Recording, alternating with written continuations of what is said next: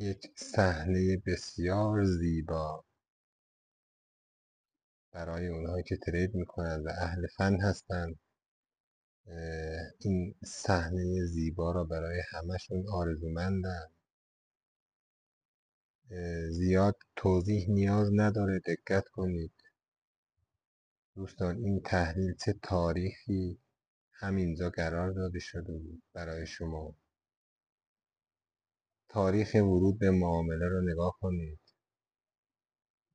و الان TP 2 هم که تاچ شده، نیازی به توضیح اضافه وجود نداره.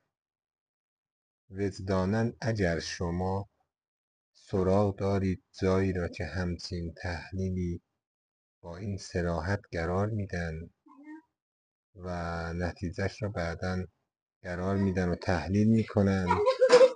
این دخترمه اومد اینجا الان. دخترم اومد. آره از دستش فرار کرده بودم. بیا برو بخواب دیگه.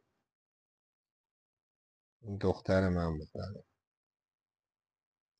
بله اگه همچین تحلیلی شما سراغ دارید جایی که با این صراحت نقطه ورود رو اعلام کنه، تیپی اول و تیپی دوم رو اعلام کنه، بگید تا من هم از اون سایت یا اون کانال یا هر جای دیگه استفاده کنم.